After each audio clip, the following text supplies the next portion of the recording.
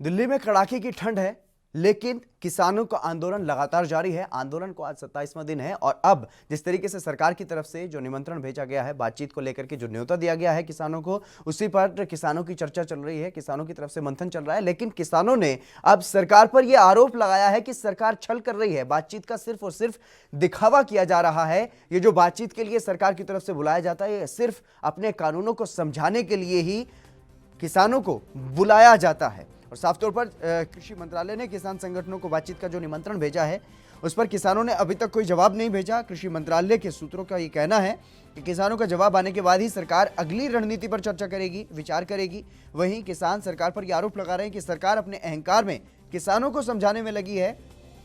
किसानों की बात को सरकार समझना ही नहीं चाहती। यह आंदोलन लंबा खींचा जा रहा है, लेकिन सरकार इस मामले में ज़्यादा संजीदा नहीं दिखाई पड़ती।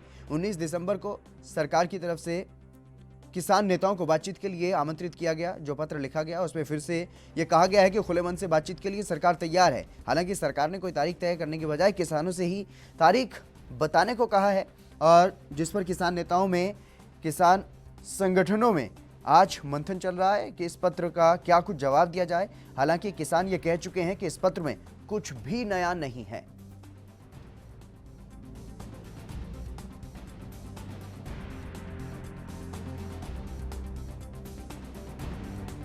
अपना नहाओ धो और अपना आराम करो, गाने बाने बजाओ, खाना खाओ, लंगर भंडारा चलाओ। यानी कि वापसी की कोई चिंता नहीं, आंदोलन वापसी खत्म करने की कोई चिंता नहीं, वापसी कहाँ जाएंगे?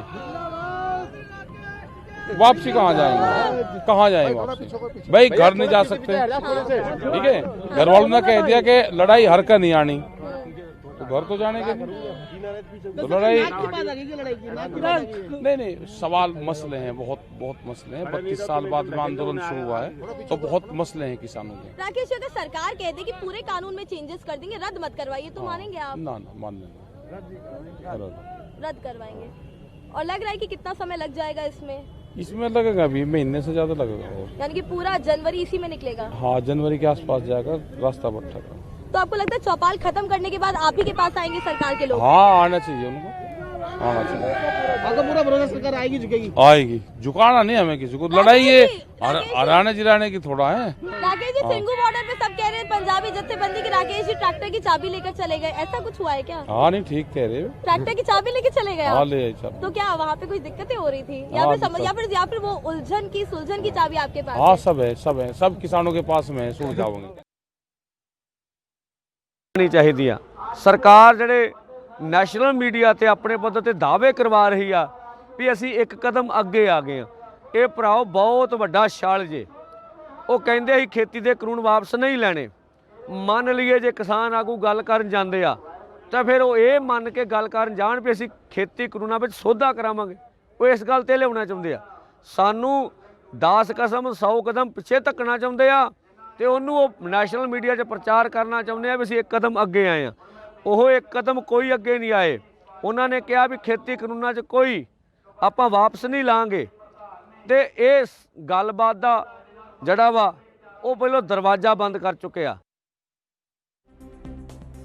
किसानों ने जिस तरीके से कहा है, किसान नेताओं ने साफ तौर पर यह कहा है कि सरकार छल कर रही है, सरकार बातचीत करना नहीं चाहती है। जिस तरीके से खुले विचारों से बातचीत करने का जो न्योता दिया जाता है सरकार की तरफ से, वो इस बार फिर से ज़रूर दिया गया है। उसमें कुछ भी नया नहीं है, जो अब तक पहले होता आया है वैसा ही अब हो रहा है। लेकिन जिस तरीके से किसानों का लगातार ये आंदोलन आगे बढ़ता हुआ नज़र आ रहा है, बड़ी तेज़ी से और बड़ी मजबूती के साथ, शांतिपूर्ण तरीके से ये आंदोलन आगे बढ़ रहा है। और जो बातचीत सरकार की तरफ से की जाती है, मीडिया के जरिए जो बयान जारी किए जाते हैं, उनसे सरकार ये दिखाना चाहती है कि सरकार ने एक कदम किसानों के लिए आगे बढ़ाया है। इस पर साफ तौर पर किसान नेताओं ने अब ये कहा है कि किसानों के साथ छल सरकार कर रही है, लेकिन सरकार अपनी ही बात को मनवाना चाहती है। सरकार सिर्फ और सिर्फ बातचीत का दिखावा कर रही है।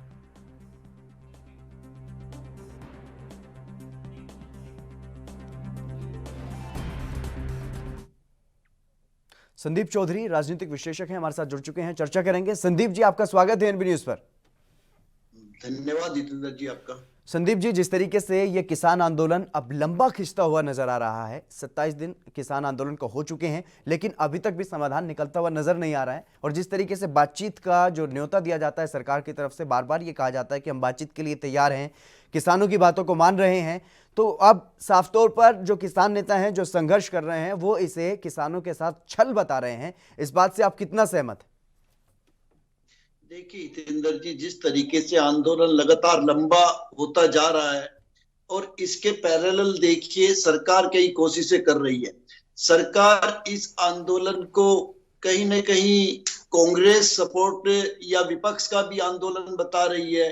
कांग्रेस इस आंदोलन के अगेंस्ट आपने देखा होगा जन समर्थन भी हासिल करने की कोशिश कर रही है। जिस तरीके से हर प्रदेश में बीजेपी अपने कार्यक्रम कर रही है, किसानों का समर्थन हासिल कर रही है, तो कहीं ना कहीं ये तो है कि सरकार इस आंदोलन को इतनी गंभीरता से नहीं ले रही है और इस आंदोलन को अपनी ताकत से किसानों के समर्थन से तोड़ना चाहती है और कहीं ना कहीं ये भी साबित करना चाहती है कि इसमें देश का किसान शामिल नहीं है, ये राजनीतिक लोगों के द्वारा प्लान किया गया आंदोलन है। लेकिन जिस तरीके से राकेश टिकैत जी को हमने सुना और दूसरे ऐसे कई संगठन हैं जो लगातार वहां पे डटे हुए हैं अपनी बातों को लेकर, अपनी मांगों को लेकर, और जिस तरीके से टिकैत साहब ने कहा कि काफी 25-30 साल के बाद इस तरीके का किसानों का आंदोलन हुआ और किसानों की मांगे बहुत सारी हैं, तो अभी देखना होगा कि सरकार किस तरीके से चीजों को हैंडल करती है। क्योंकि हितेंद्र जी आप भी जानते हैं और सारा हिंदुस्तान जानता है कि समस्या का जो समाधान है, समस्या का समाधान केवल और केवल सरकार के पास है। किसान वहां पे बैठे हैं अपनी मांगों को लेकर, वो कब तक बैठ सकते हैं ये आप भी जानते हैं। हर आंदोलन जितना लंबा होता जाता है कमजोर पड़ता जाता है। जी, लेकिन संदीप जी, जिस तरीके से किसान इस बार बाकी जो आंदोलन होते हैं वो अलग होते हैं, लेकिन ये आंदोलन किसानों का है, अन्नदाता का है, और ये जो आंदोलन है 27 दिन हो चुके हैं, लेकिन ये आंदोलन और भी ज्यादा मजबूत होता हुआ दिखाई दे रहा है, ये कमजोर पड़ता हुआ कहीं से भी दिखाई नहीं दे रहा है। बिल्कुल हितेंद्र जी, अभी तक तो देखिए आंदोलन मजबूत होता हुआ दिखाई दे रहा है, लेकिन जिस तरीके से भारतीय जनता पार्टी की जो सरकार है और भारतीय जनता पार्टी का जो संगठन है, आपने देखा होगा उत्तर प्रदेश में भी रैली और प्रोग्राम कर रहे हैं जिसमें किसानों का समर्थन हासिल किया जा रहा है और दिखाया जा रहा है। अथाह भीड़ आ रही है, हजारों ट्रैक्टर ट्रॉली आ रहे हैं। जिस तरीके से हरियाणा में आपने देखा होगा खट्टर साहब अपने प्रोग्राम कर रहे हैं, संगठन के दूसरे लोग प्रोग्राम कर रहे हैं, जिले स्तर पे हर जगह लोगों को इकट्ठा किया जा रहा है और किसानों का समर्थन हासिल किया जा रहा है इस बिल के समर्थन में। तो इन चीजों से आप समझ सकते हैं कि कहीं ना कहीं आपस में किसानों को भिड़ाकर, किसानों को दिखाकर इस आंदोलन को कमजोर किया जा रहा है। और जिस तरीके से हम मीडिया पे देख रहे हैं किसानों के ऊपर लांछन लगाए जा रहे हैं, किसी को खालिस्तानी बताया गया, किसी को पाकिस्तानी बताया गया, किसी को टुकड़े टुकड़े गैंग का सदस्य बताया गया, तो इन चीजों से कहीं ना कहीं लोगों का मोरल भी डाउन होता है। दूसरे ठंड बहुत ज्यादा है, ऐसी ठंड में किस तरीके से लोग वहां पे रहते हैं, क्या इंतजाम होते हैं, और जिस तरीके से कुछ लोगों ने इन्वेस्ट किया है, उनके खाने पीने के इंतजाम किया, उन चीजों को भी गलत तरीके से कई मीडिया हाउसेस ने प्रेजेंट किया है। जी बिल्कुल। तो संदीप जी, जिस तरीके से आपने कहा कि सरकार कहीं ना कहीं जन समर्थन जुटाने में लगी हुई है, किसानों को जो इन कानूनों के पक्ष में हैं, जो इनका समर्थन करते हैं, उनको एक साथ लाने की कोशिश में है, लेकिन बड़ा सवाल यहाँ पर यह है कि वो जो किसान उन चौपालों में होते हैं, बीजेपी के चौपाल में होते हैं, क्या वो वाकई किसान होते हैं या फिर वो बीजेपी समर्थक लोग होते हैं, ये यहाँ पर समझना जरूरी है। देखिए हितेंद्र जी, ये सबसे अनसुलझी पहेली है। जहां सरकार ये कहती है कि ये लोग किसान नहीं है, किसान तो अपने खेतों में काम कर रहे हैं, वहीं जो किसान लोग आंदोलन कर रहे हैं वो बीजेपी के प्रोग्राम में जाने वाले लोगों को ये कहते हैं कि ये किसान नहीं है, भारतीय जनता पार्टी के कार्यकर्ता है, इन्हें खेती के बारे में जानकारी नहीं। तो कहीं ना कहीं आरोप प्रत्यारोप से ही दोनों लोग, किसान संगठन और सरकार, एक दूसरे पर आरोप लगा रही है, एक दूसरे पर उंगली उठा रही है, लेकिन इन चीजों से समाधान निकलने वाला नहीं है। ना ही सरकार इस तरीके के कार्यक्रम करके समाधान निकाल सकती, ना ही किसान सरकार के ऊपर उंगली उठाकर। दोनों को एक सौहार्दपूर्ण माहौल में बात करनी पड़ेगी, जहां तक संभव हो सरकार को भी झुकना पड़ेगा और जहां तक पॉसिबल होगा किसानों को भी अपनी बात सॉफ्ट तरीके से रखनी पड़ेगी। और जो हम वर्ड इस्तेमाल करते हैं झुकने झुकाने की, हकीकत यह है यहाँ पे झुकने झुकाने का कोई रोल नहीं है। एक जरूरत है, किसान की अपनी मजबूरी है, किसान की समस्या का समाधान करना है। समाधान करने के लिए आपको, चाहे आप उसको झुकना कह लीजिए, चाहे सम्मान करना कह लीजिए एक दूसरे का। जी बिल्कुल, लेकिन यहाँ पर एक और भी चीज़ देखने वाली होगी। जिस तरीके से किसान नेता बड़े मर्यादित ढंग से बयान दे रहे हैं, कुछ किसान नेताओं को अगर छोड़ दें तो आक्रामक भी किसान नेता नजर नहीं आ रहे। वो बड़े प्यार से कह रहे हैं कि सरकार हमारी है और सरकार को हमारी मांगे माननी ही पड़ेंगी, चाहे कुछ भी हो जाए। हम यहाँ से तभी जाएंगे क्योंकि घर वालों ने कह दिया है कि अब लड़ाई हार के नहीं आनी। और किसान नेता साफ तौर पर ये कह रहे हैं कि हम किसी को झुकाने नहीं, सिर्फ अपनी बातों को लेकर के आए हैं, अपनी समस्याओं को लेकर के आए हैं शांतिपूर्ण तरीके से। ऐसे ही हमारा जो आंदोलन है वो चलता रहेगा जब तक सरकार नहीं मानती। देखिए हितेंद्र जी, ये बड़प्पन है किसान का, और इससे पता चलता है किसान के पेशेंस का कि किसान के अंदर कितना पेशेंस है, जो लगभग 1 महीने से इतनी सर्दी में दिल्ली के बॉर्डर पर डटा हुआ है, अपने घर बार खेती छोड़कर डटा हुआ है, और अभी भी उसने अपना आपा नहीं खोया है। वो आक्रामक मूड में नहीं आया है, वो आगजनी के मूड में नहीं आया है, वो किसी की जान लेने के मूड में नहीं आया है। तो इन चीजों को भी, इन भावनाओं को भी सरकार को समझना पड़ेगा। और मैं मानता हूं कि मोदी सरकार काफी संवेदनशील सरकार है। कई बहुत बड़े बड़े ऐसे इशू थे जो लगभग आजादी के टाइम से देश में पेंडिंग थे, लटके हुए थे, उनका भी इन्होंने समाधान निकाला है। तो उम्मीद की जानी चाहिए मोदी सरकार से कि किसानों की समस्या का समाधान भी निकाला जाएगा। जी, नवीन श्रीवास्तव भी इस वक्त मेरे साथ जुड़ चुके हैं भारतीय जनता पार्टी से। नवीन जी, आपका स्वागत है एनबी न्यूज पर। जी धन्यवाद। जी नवीन जी, आज 27वां दिन है किसान आंदोलन का, लेकिन अभी भी कोई समाधान निकलता हुआ नजर नहीं आ रहा। निश्चित रूप से देखिए, 2014 में माननीय मोदी जी के नेतृत्व की जब से भारतीय जनता पार्टी की सरकार बनी जी, हम पंडित दीनदयाल उपाध्याय के समाज के अंतिम व्यक्ति के विकास के लक्ष्य को लेकर काम करने वाले लोग हैं, और किसान हमारा अन्नदाता है। किसान ही दुर्भाग्य से पिछली सरकारों में विकास के अंतिम पायदान पे खड़ा था जी।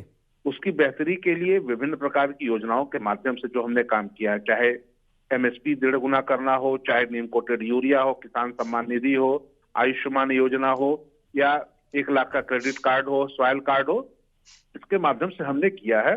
और ये जो 3 कृषि बिल जिसके लिए हमारे किसान भाई आंदोलनरत हैं जी, उस पर भी पिछले 20 वर्षों से चर्चा चल रही थी। विभिन्न सरकारों ने इसको आगे बढ़ाया, विभिन्न पार्टियों ने अपने चुनाव घोषणा पत्र में लिया जी। लेकिन जैसा अभी हमारे पूर्व वक्ता कह रहे थे कि देश के सामने जो बहुत बड़ी बड़ी समस्याएं थी जिनका कोई हल नहीं निकाल पाया था, उसको मोदी जी की सरकार ने किया। बिल्कुल, जो मोदी सरकार ने किया किसानों के लिए, उस पर संदीप चौधरी जी से भी मैं बात करूंगा और आपसे भी, आप भी चर्चा में बने रहिएगा। फिलहाल वक्त एक छोटे से ब्रेक का, जल्द हाजिर होंगे।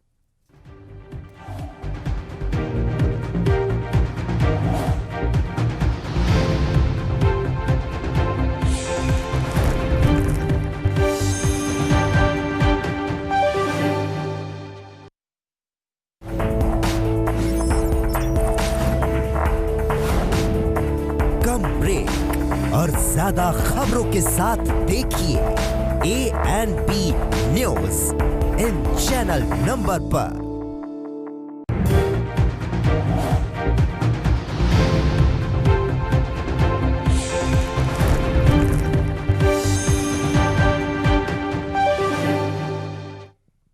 ब्रेक के बाद एक बार फिर से आप सभी का स्वागत है। हम चर्चा कर रहे हैं किसानों के आंदोलन पर, क्योंकि किसानों का आंदोलन 27 दिन हो चुके हैं, लगातार जारी है। मेरे साथ 2 मेहमान बने हुए हैं। नवीन जी हैं भारतीय जनता पार्टी से और संदीप चौधरी जी हैं राजनीतिक विश्लेषक। संदीप जी, मैं आपके पास आना चाहूंगा, क्योंकि नवीन जी ने जिस तरीके से ब्रेक से पहले जो बातें बताई हैं कि प्रधानमंत्री मोदी ने किसानों की समस्याओं का समाधान करने के लिए ये बिल लेकर के आए हैं और किसानों के लिए जो भी काम किए गए हैं इनकी सरकार में वो भी उन्होंने गिनवाए हैं। लेकिन जो आरोप विपक्ष पर लगता रहा है कि स्वामीनाथन की रिपोर्ट को दबा करके बैठा रहा विपक्ष, लेकिन लागू नहीं किए गए जब यूपीए की सरकार थी। लेकिन अब 6 साल से जब मोदी जी सत्ता में हैं, प्रधानमंत्री हैं, सरकार चला रहे हैं, तब से भी स्वामीनाथन रिपोर्ट पर कितना काम किया गया है? क्या किसानों को एमएसपी 1.5 गुना मिल रही है?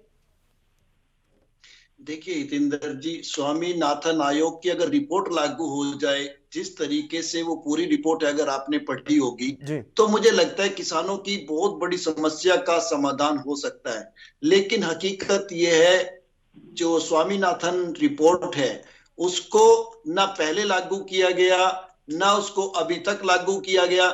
और भारतीय जनता पार्टी को जो जन समर्थन मिला था, जिस तरीके के कृषि प्रदेश आपका हरियाणा है और दूसरी जगह है, इसलिए मिला था कि भारतीय जनता पार्टी ने स्वामीनाथन आयोग रिपोर्ट को लागू करने की बात कही थी और किसानों को यकीन दिलाया था।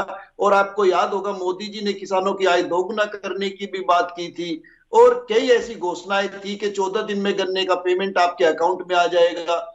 तो अभी जिस तरीके से किसान दिल्ली के चारों तरफ बैठे हुए हैं, वो उन्हीं समस्याओं को लेकर बात करना चाहते हैं, हकीकत यह है। लेकिन उस तरीके से, जिस तरीके से किसान की समस्याओं का समाधान होना चाहिए था, वो चीजें नहीं हुई। आप ये देखिए हितेंद्र जी, जिस तरीके से डिजिटल इंडिया की बात की गई, हम पेट्रोल पंप से पेट्रोल लेते हैं, उसको अपने मोबाइल से 1 सेकंड में पेमेंट कर देते हैं, लेकिन किसान अपना अनाज अगर मंडी में बेच के आता है तो उसको डिजिटल पेमेंट से उसके अकाउंट में पेमेंट नहीं आता है। हम लोग गन्ना चीनी मिल में डाल के आते हैं, हम लोग 1-1 साल तक पेमेंट का इंतजार करते हैं। वो डिजिटल इंडिया का फायदा किसान को नहीं हुआ है। अदरवाइज अगर मोदी सरकार ऐसा कर दे कि उधर हमने गन्ना चीनी मिल में तुलवाया, उधर डिजिटल इंडिया से पैसा आपके अकाउंट में आ गया, तो मुझे लगता है किसान की जिंदगी बदल सकती है। जी, इसके अलावा जो संदीप जी महत्वपूर्ण बात, क्योंकि एमएसपी का मुद्दा इस किसान आंदोलन में भी काफी देखने को मिल रहा है और सरकार भी कह रही है कि लिखित में आश्वासन देंगे, लेकिन जो एमएसपी की बात की जा रही है, क्या उससे आप संतुष्ट नजर आते हैं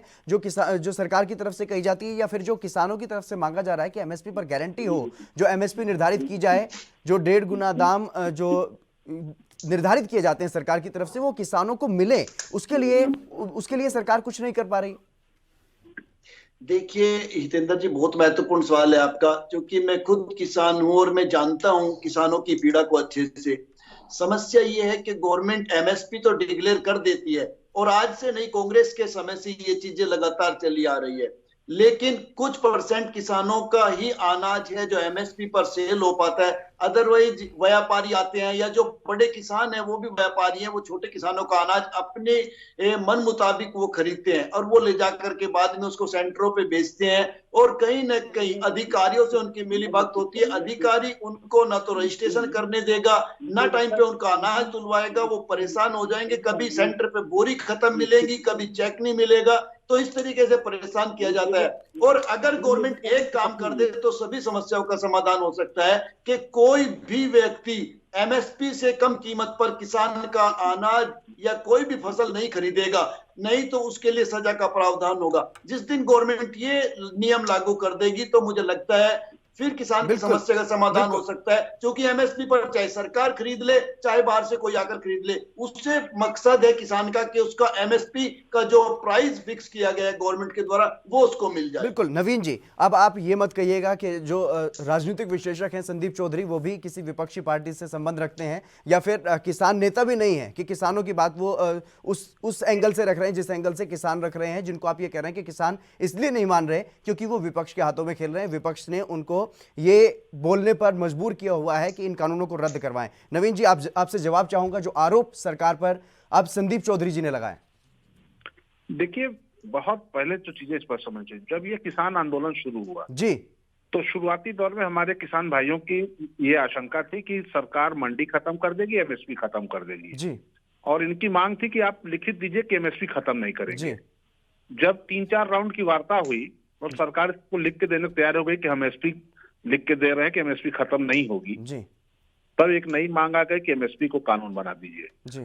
सबसे पहले तो मैं आपके चैनल के माध्यम से बता दूं कि एमएसपी क्या है, इसको हमको सबको समझने की जरूरत है। जी, एमएसपी ये है कि अगर बाजार की ताकतें हमारे किसान भाइयों को मजबूर करती हैं कि वह अपने उत्पादन लागत से कम पर बेचे, जी, तो सरकार सपोर्ट करती है कि आप हमारे पास ले आइए, आपकी उपज हम खरीदेंगे कम से कम इस रेट पर, ताकि आपको नुकसान न हो। जी, इसको कानून नहीं बनाया जा सकता है। जी। सबसे बड़ी चीज तो ये है। दूसरी जो सबसे बड़ी चीज है कि हम लगातार तैयार हैं कि हम वार्ता करने को तैयार हैं, आपकी जो मांगे हैं उसको हम सुनने को तैयार हैं, उसके आधार पर परिवर्तन करने को तैयार हैं।